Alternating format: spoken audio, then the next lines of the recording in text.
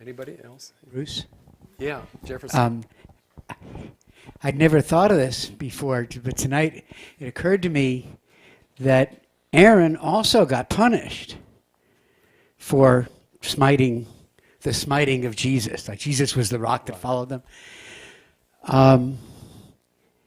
And I just had an understanding of Moses took the rod of Aaron. So maybe Aaron sort of said something to him, as hit it again like you did before, baby, or something.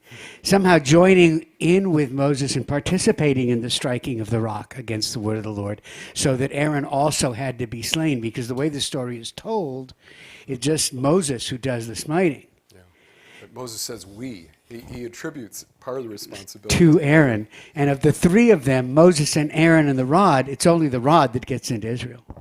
Mm-hmm. Yeah. Good.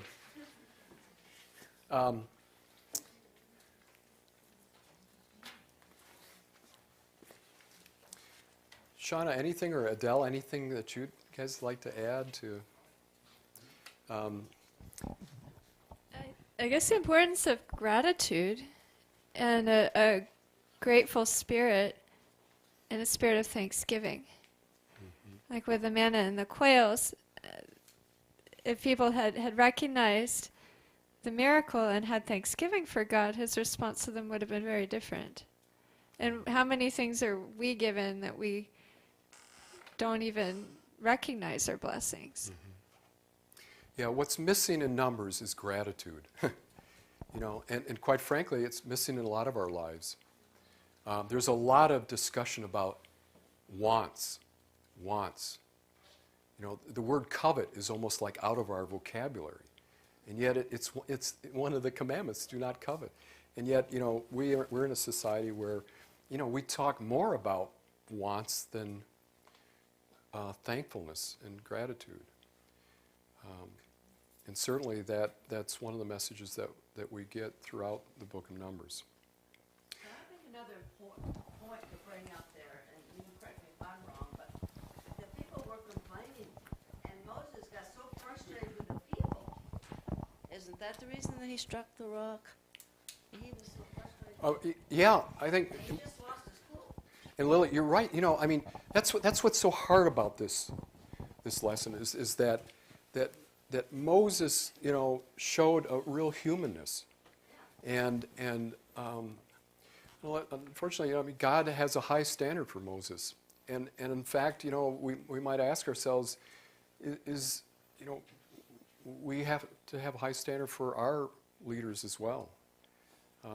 Perhaps we don't have a high enough standard, which is why maybe so many leaders disappoint us, because they think we'll forgive, which is a good thing. But for Moses, he was reacting in a very human way. And that's why it is a hard story. I just take comfort knowing how much God showed his love to Moses even after that. It's not like he brushed him off. He gave him great honor. And, he's 120 years old. Okay, well, I think... Can I ask Odell? We read that Moses lost his faith. So he didn't go into the promised land because he lost his faith. Odell, what do you think he lost his faith in?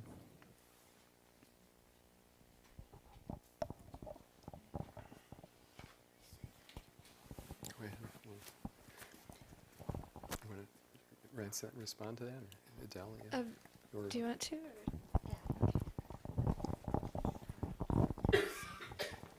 You want to have him repeat it? You can ask him to repeat it.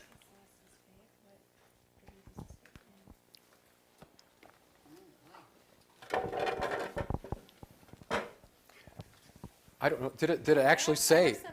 Yeah. Because Okay. I don't know if I actually said that, but I may have. I don't think. I don't think you said that. But what happened was Moses, he let his human frustration get in the way of God. And he didn't allow God to proclaim his holiness. So at the moment when he yielded to human frustration, he was stepping outside of that faith, where God could proclaim his holiness in front of Israel. And Moses had a very, I don't have the, do you have the quote in front of you?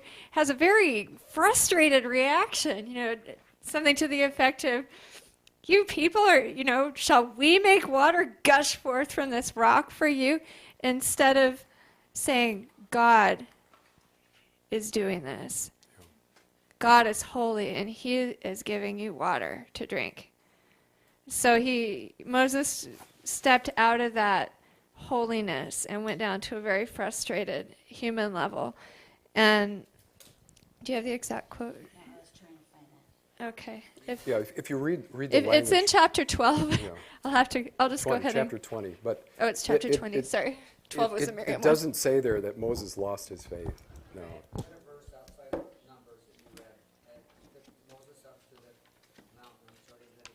No, maybe you were Okay, let's see here. Hebrews, or was it somewhere? We could answer it afterwards, too, if we don't have. Yeah, I think right now I can't seem to find it, but it's on my quotes here.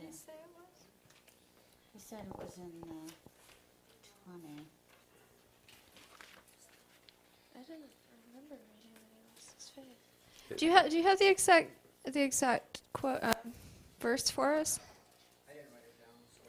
Okay, Because we're not quite sure what you're referencing. go ahead. In chapter 20 of Numbers, verse 8. Okay. Chapter 20, verse 8 reads, "Then in full view of them,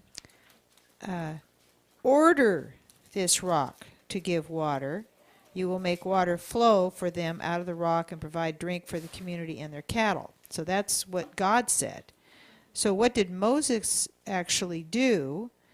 He, in front of the people, he says, "Listen now, you rebels.